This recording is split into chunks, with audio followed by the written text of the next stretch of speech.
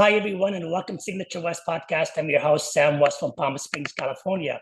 As you know, I'm a seasoned real estate agent since 1991, and I do the podcast to bring you inspiring stories. If you want to find out more, go to www.samwest.co. In the spirit of Pride Month, which now we're a week into, my guest today is Stuart Huggins. He's with the LGBTQ Community Center of the Desert. Hello, Stuart. Hi, Sam. How are you? Good, good. So, happy Pride. Happy Pride to you too. Pride. How's the center going? The center is great. We are building connections with people and getting them in touch with resources that they might need to combat the epidemic of isolation and loneliness, which is a nationwide, worldwide issue, and particularly among our LGBT community and specifically among seniors. Seniors, I always find that term, I don't know, we're probably the same age. So define senior. So for me, a senior is anybody who is over 60. And I don't know, I think the CDC has a definition that may be more specific, Right. but that's how we look at it here. Okay. And you are in charge of two things. You facilitate a men's group, which I believe you meet on Fridays. I attended it once or twice. You have it online, and you also have it in person at the building. And you're also the senior manager of the food bank operation, daily operation. So Yes. let's talk about the food bank. Sure. How are you guys doing with that? Because I used to volunteer for you guys. You do. This is before your time. Well, Fantastic. before you were in, because Right. I did it when I first moved here in 2020. So you started during or before the Yeah. pandemic? I moved here during. I moved here in June, and I started volunteering. I think it was in the summer, and I hated it because your afternoon shift, which I could not do, it's right at 4 o'clock when the sun is like right there. I almost died one day. So yeah, I did the morning only, which is still was hot. So I started, yeah. And then when the fall comes, I think is Way easier. much easier. Yes, absolutely. Yeah. So yeah. So I started with the food bank in 2023. And that was a position that I was offered because of my work with my volunteer work with the Men's Chat. So when I started working for the food bank, they needed a manager to kind of deal with the daily operations of the food bank. And I immediately fell in love with the work. To see the people who come to the food bank in need of food, no matter what the reason is, right? It's great that we're there to provide that service for them and to link them with other services that they might need. Because you don't just provide just for the clients, you also provide for people that don't belong. They're not clients of the center. Yes, so we prepare 3 different types of bags for our clients. One for the regular clients, which is comprised of 2 grocery bags, one of produce and one of grocery items. We have a homeless bag for people who are unhoused and need immediate support. And then we have what we call an enrollment bag, which is a first-time bag for first-time members. And I remember, as I was told way back then, your hardest time is actually after the holidays. That's correct. As far as it's is amazing still the case? How people they don't forget about us because they can't. But they think, oh, I've done my bit for the holidays and we're good to go, right? Good to go, right. Until next November, December. So what happens is the need doesn't change, even though our inventory dips, right? Especially in the summer when everybody goes home for the season and it's our full-time residents who help support the food bank. And without their support, we wouldn't make it through the summer. Really? Yeah. Really. So you're dependent. I thought you had other corporate. We have other sources of food. But you're dependent on a lot more on the community members. Really? Because community members provide us with our canned goods, right? And that's again what gets us through those lean times. And you don't get enough from the corporate. So here's how that works. We get source food from three sources. Number one, we get our main supplier is Find Food Banks. Find, for those that may not know, Find is a national network of food banks that services community centers just like ours. We pay for that privilege. That Oh, costs, it's not free. it is not free. Oh, We pay a delivery charge each week for the food that is delivered to us. oh, The second source of food we get is from our community partners in local markets. I personally go around to three or four different markets here in the valley and pick up what they have to donate to us, which we then turn around and distribute to our clients. And then the third source of food is our partners here all of our residents here in the valley who support us with their donations. I did not know that. I thought you really got a lot, sort of like a grant from the corporate world of the stores, and they have X, Y, and Z to give away, and they Right. just bring it. And Yeah, I go and pick it up from them. That's how that works.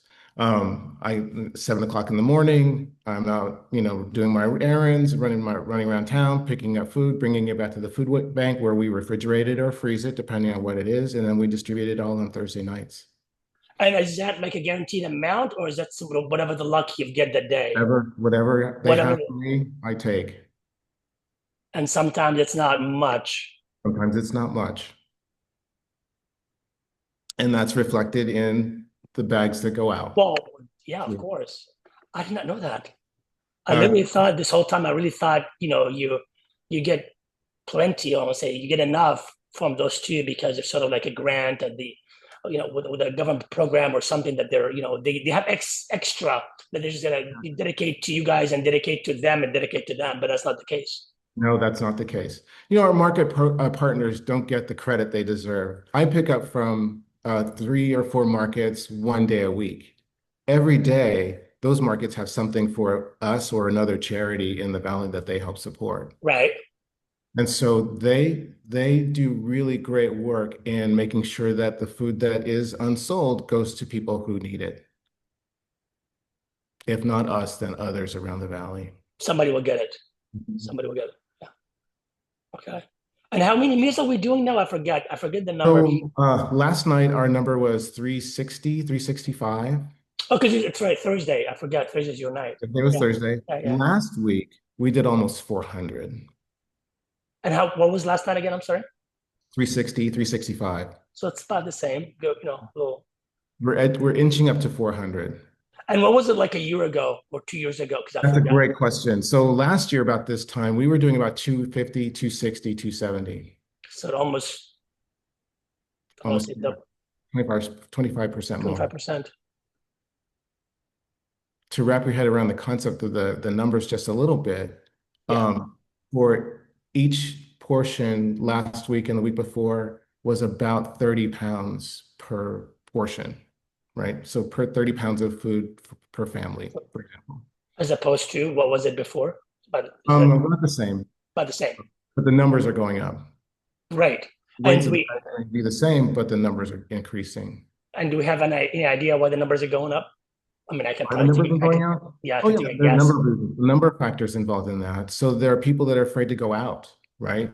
These days because they're concerned about immigration status or, that kind of, people may have that issue.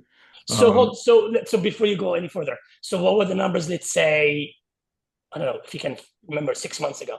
6 months ago, we were about 200, 225, 230 in that ballpark. So you went to like high twos and not to high threes. Correct. Okay, continue.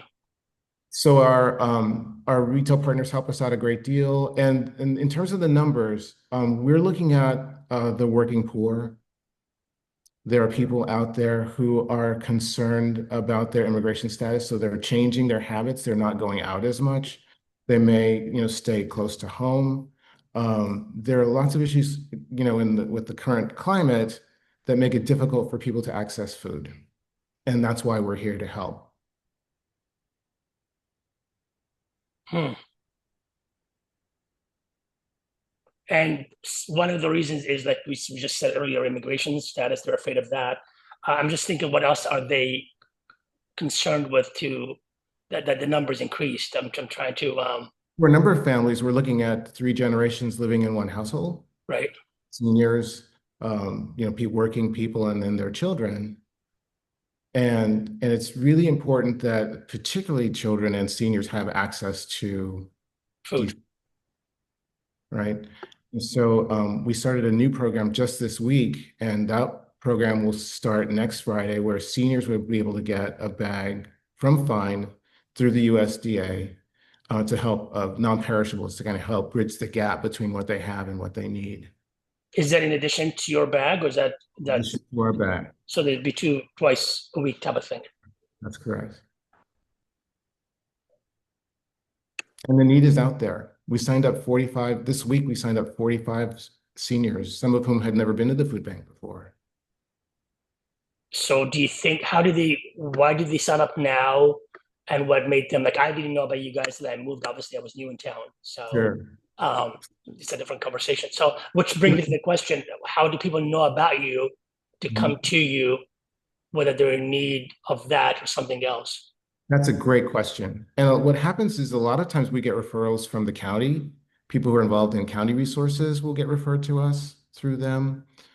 We do a good deal of advertising here in the Valley, Right, and word of mouth is huge for right, us. right, That's huge. We had right. one woman come in about 3 months ago, and when she went back to her apartment complex, she told all of her friends in the complex, and before we know it, 7, 8, 9, 10 of them are coming to get registered for the food bank. Do you ever turn people away? Never. We do Regardless. not. Yeah, regardless. Yeah. We serve everyone. So the qualification is basically, you know, The only stipulation that Fine places on us is that everyone that gets food from us be a resident of Riverside County.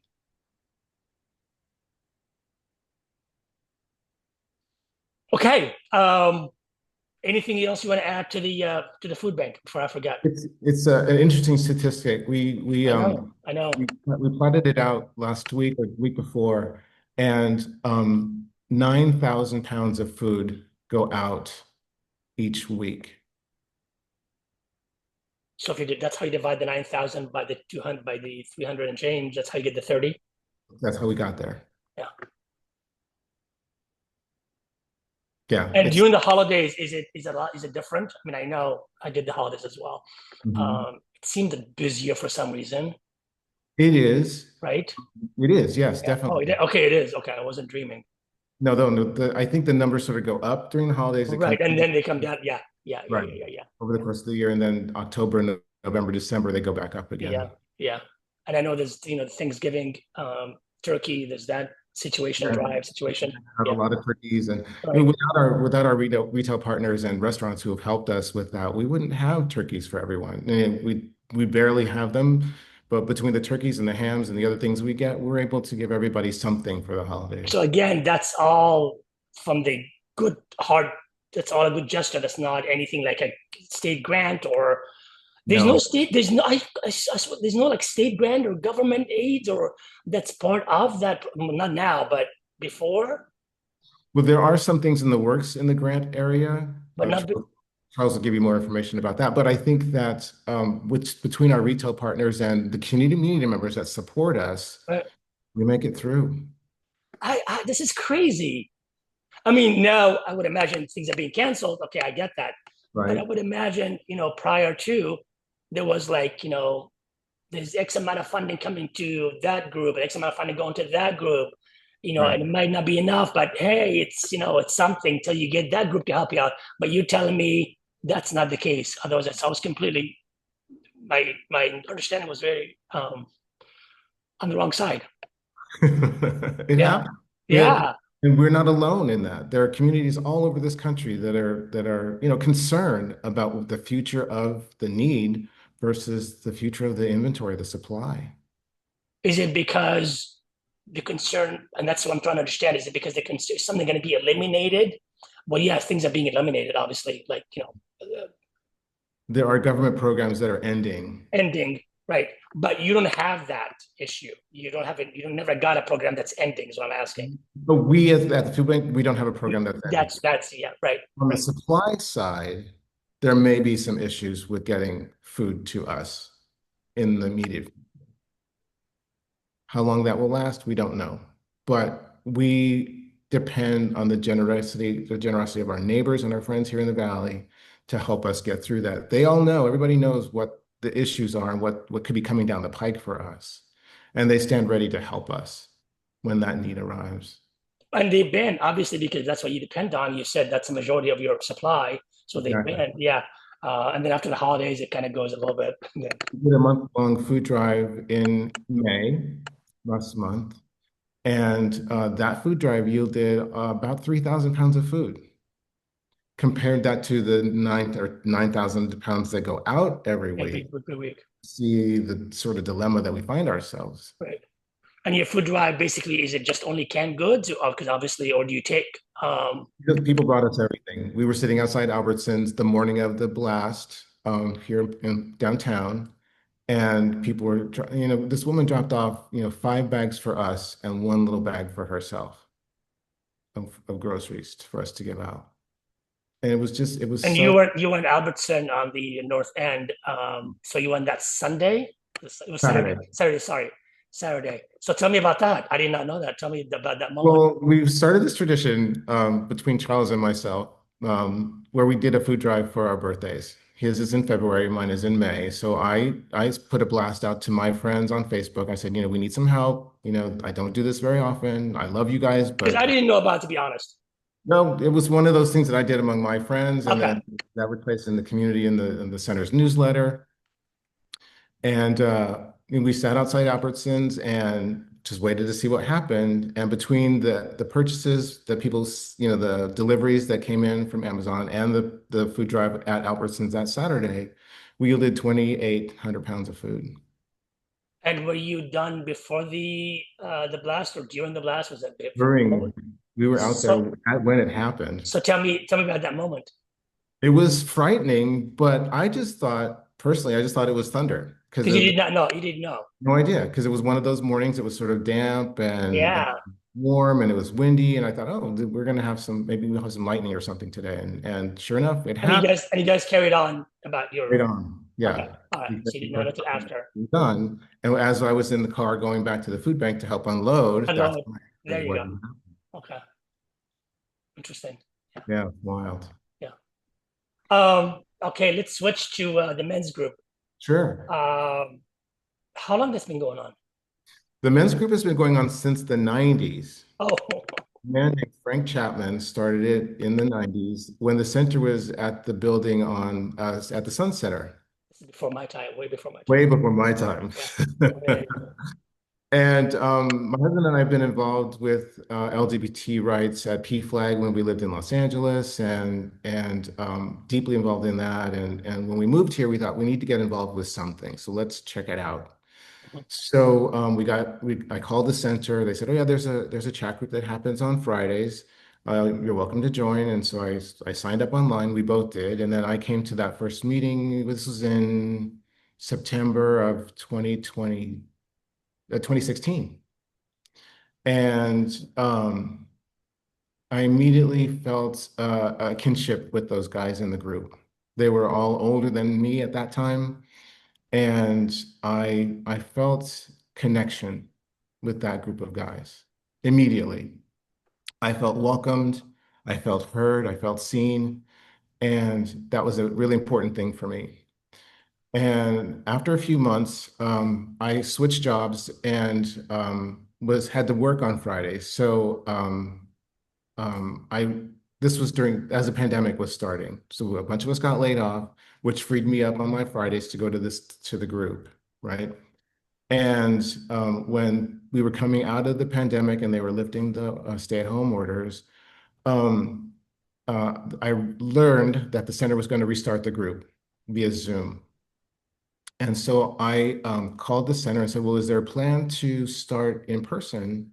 And they said, no, not yet, but we want to start via Zoom.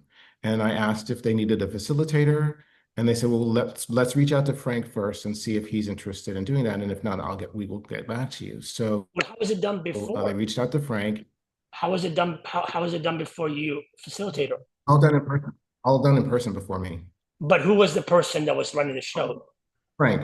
Oh, Frank. Okay. Okay. Now that started it. At this Okay. point, he's in his early 80s, I think. Okay. And I thought he would love jump at the chance because an opportunity for him to continue with the group and not Right. have to leave his house because everybody was concerned about, getting COVID, especially our older. Right. Right. Right. And so they came back to me and said, "Well, Frank is challenged in the technology area, so would you be willing to do this?" And I said, "Sure, let's do it."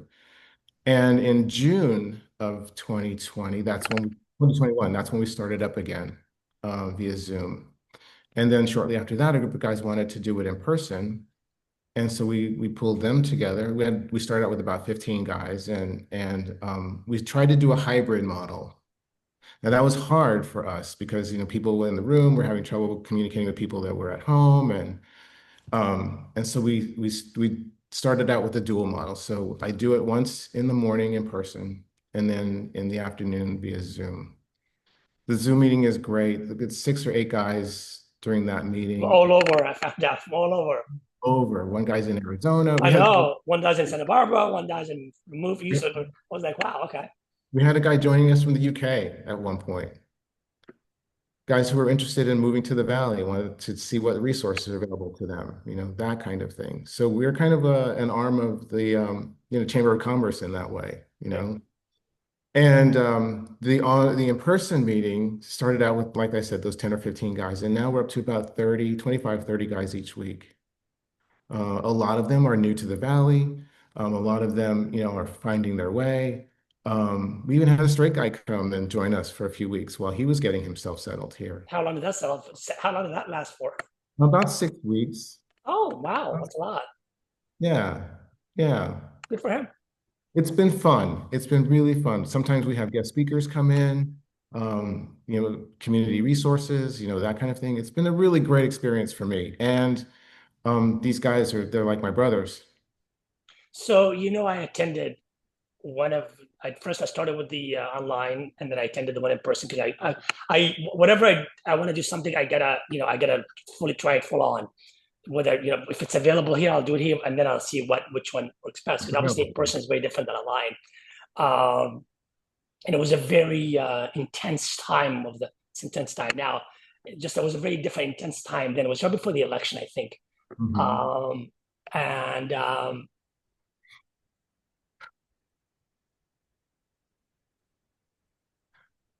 Those conversations are sometimes difficult. I'm trying to Um, think of another word than difficult. There's a word in my head that cannot put it out when I'm trying to find the word. okay. Um, Not combative. It was combative. Yeah, that's the word. Um, It gets tense. I mean, there are yeah, people who have very specific um, experiences that they bring to the table, right? And everyone is different. My thoughts are not the same as the person next to me. But what we've learned how to do is communicate through those differences in a way that is not as combative, not as confrontational as it could be, certainly. Um, the current events have made it a little bit more difficult because, as you can imagine, our guys run the spectrum from, very conservative to very liberal and everything in between. And which I evolved as I'm getting older. I used to be a very specific way. I was very that type of a person, and I look back at myself. I said, "My God, how did I ever think that? How did I even? What gave me the audacity?" And now I'm, it happened on itself. It's not like I took a pill or anything. Maybe I did take a pill. Um, so when I see that in any situation, whether it's in the men's group or any other Mhm. environment, but except the men's group, I was a choice. I made a choice to go. I parked my car. I got in on my own free will. Right. So it's very different than if I was like, I don't know, if it was a group, a work, Zoom meeting or whatever that I need to attend to. Okay, I don't have to do those things. Um, and it's a common theme, and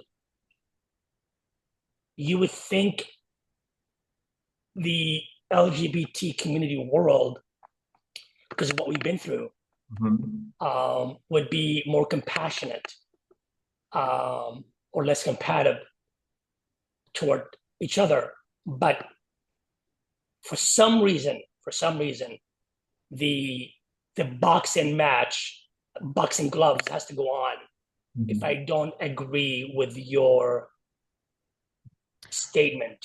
Right. And I Right. find that it's like I witnessed it that day. And Mhm. obviously, I sat there as much as I can. And I finally had to say, because I really felt, my God, it's a safe space. And you said that before you started, I think, it's a safe space. We're here to do this and that, which is great. And then, of course, I think it was just before, it was before Biden dropped out, Right. which I knew he was going to do it, but that was would have been my firstborn on it if I ever get one. Uh-huh. So I knew, but again, people, that was the time of like very confusing. Um, but the boxing gloves are so ready to go on.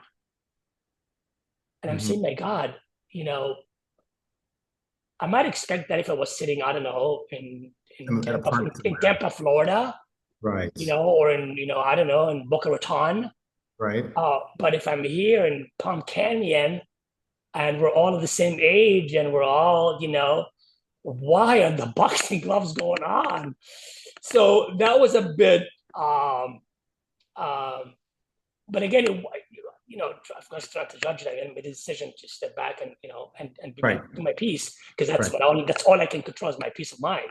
Right. Um, but the question is, I guess the question I'm bringing up is, you would think, again, with what we have been through, and this is here or out there, even in the LGBT vortex, that we'd be more compassionate and less boxing match ready. Right. Well, I think that what we've been through, historically, calls on us to either act or not, right? If it wasn't for ACT UP, if it wasn't for those drag queens in New York City who's, saved us by, while getting arrested and, all of that, all those people who helped us get through the AIDS crisis, all of that has made us who we are today, right? Passionate, strong people who don't shy from a fight, or even if it's verbally, um, especially if it's verbally, right? It becomes combative really quickly because we know what our history is.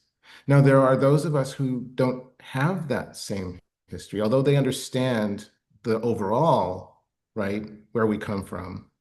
Their experience is different. And they bring that sensibility. And there are lots of reasons for that. Some of it is financial, some of it is religious, some of it is spiritual. And all of those things go into who we are as a community, contribute to who we are as a community. My challenge is to get at the passion without the combativeness. Correct. Does that make How, sense? how do we do that? It's a delicate dance, as you've experienced, right? It's not. Because I look at, if I was sitting in that room and there were people our age and there are people in their 30s, which I think, you should be grateful that we paved that path for you, or in their 20s. That's okay. If I would just sit you down and, muzzle you up in 2 seconds. But since we're all the same age and we've been through the ACT update, we know how it all. That's the part I'm struggling with. Mhm. Um, because obviously, if you're 20 something or you're 30 something or whatever at that age, and here I am, I'm your father's age, but you're gonna, tell me how this should be done, or your point of view by being competitive in the conversation, it ain't gonna happen. It's Right, just not gonna happen. right. So yeah, that's my only, like you said, we all wasn't for all these people that you mentioned earlier, and I certainly remember. But and again, I am, and by nature I'm very competitive. By nature, I love confrontation. Mhm. Um, and I realized it didn't serve me. And in my 30s or 40s, I redirected myself and a lot of work, and here we are. So Right. that's why when I see it, it kind of like really triggers me, Mhm. especially when we're talking about yeah. And again, it's everybody has a different point of view. And then maybe you said earlier the age factor, and not everybody from this that are the same age is as flexible. The Oh, word no, is as not, not, flexible. not by any stretch. I tend to be, even though I can, start a fire with a spark. But others are so sad that they will into, like you said, we're trained to act. Right. So they're gonna act without flexibility, Right. And and there goes without thinking, right? and there goes the boxing match. The sentence that always reminds me of this is that we stand on the shoulders of people who went before us. And if it were not for those people, many of us wouldn't be here today for one reason or another. Absolutely. And Absolutely. it's important for us to remember how many people it took for you and for me to get to a place where we're having this conversation right now.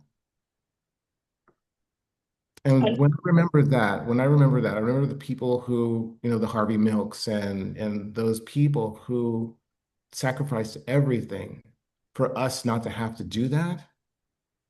I'm humbled by that. I learned something 2 weeks ago, 3 weeks ago, on a podcast I was doing for a similar topic, but a different topic.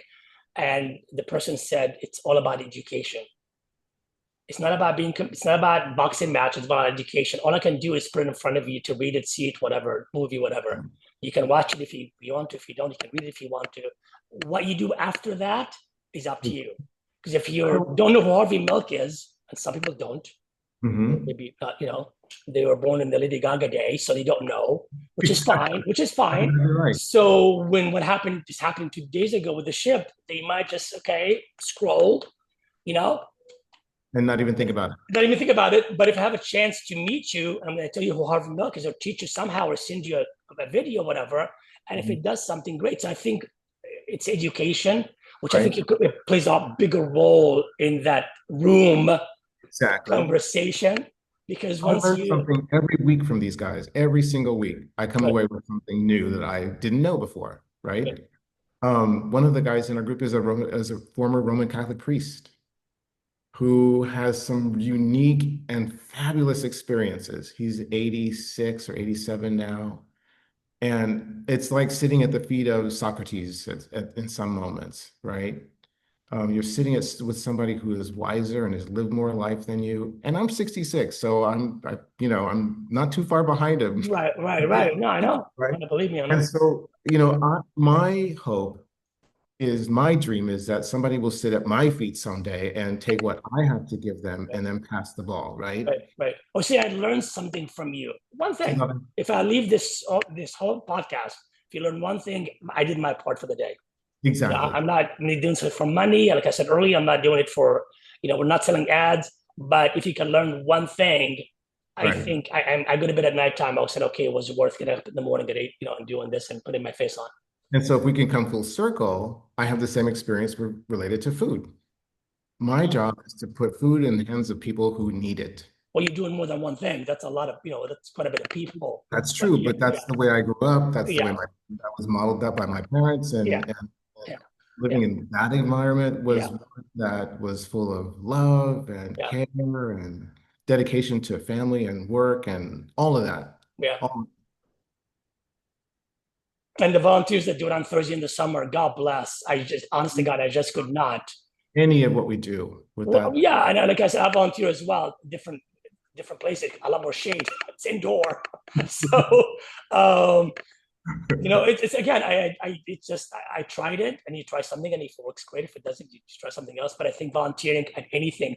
I said the other day to somebody, if you're a person of a certain age, and people are gonna get mad when I say this. If you're a person of a certain age and don't have a dog or a cat or children, and you're not volunteering, we have a problem. Right, We have a problem. right. That's what I'm going to say. You're absolutely right. And I'm giving you credit for the kids and the cats and the dogs because I have a dog because I know that's at least there's that care, there's that I have a purpose every day for my dog. Even But if if you it's don't just volunteer for like an hour or two a week, we have a problem. We have a problem. exactly, So exactly. I'm going to close with this one last question in the spirit of pride. And I did this last week with 3 of my friends. I did a video on it, and I think the answers were amazing. And for some reason, my answers came out to be like this. What are you proud of? What are you proud of? What does pride mean to you? Somebody said last week that the opposite of pride is shame. I want it to be my goal. What I'm most proud of is how far we've come from shame into pride. Okay. We have work to do. Oh, We have work to do. uh-huh. But if Don't any, be asleep, people. Don't stay asleep. wake up. Yeah. But it's also, it's how you go by doing the work. Mhm. Making noise for the sake of making noise is just noise. Right. Being noisy to be loud, to be noisy, it's just noise. Right. Exactly. Um, I remember uh, uh, Mother Teresa. They used to say this. She did not march for anti-war. She marched for peace. That's exactly right. So yeah, and there's so much noise going around. Too much. So much. And the people that think they're making a difference or they're posting this and they're doing that, I'm like, what are you saying? It What are you doesn't saying? take much. It Yeah, does it's so little to make a difference in somebody's life. and you just have to switch what you're saying. Like maybe, again, back to education. So instead of you're going to post and say and to deminimize somebody, which of course feels good to deminimize a person, Right. because you don't like them. Okay, great. But how does that educate another person? But Exactly. if you're going to educate me about whatever, like we did now, I think we mentioned a dozen of things to educate. I Mhm. learned about, your funding, how the food comes. So, okay, nobody was deminimized, but it was educational. Right. And if you can do that, instead of doing that, I think would be a lot happier people. A lot better off, for Yeah. sure. Yeah. Thank you for coming on. This Thank you, was Sam. fun. My This was pleasure. fun. My And pleasure. my pleasure. And for the ones that are watching and listening, I say this every time. If you enjoyed this information, especially in the Palm Springs area, for crying out loud, subscribe, share, go volunteer, for God's sakes. Mhm. Yeah, I said go volunteer. Yeah. And if you don't live in Palm Springs, volunteer locally, wherever you are. It doesn't matter what city you're in. This is not about Palm Springs. It's about collective consciousness and what we do to make this place a little better. Yes, and subscribe. It helps me bring people like Stuart here and others to share with you what we do. So on that note, I'll see you next week. And thank you, everybody, and have a great rest of your week. Thank you. Thanks, Sam.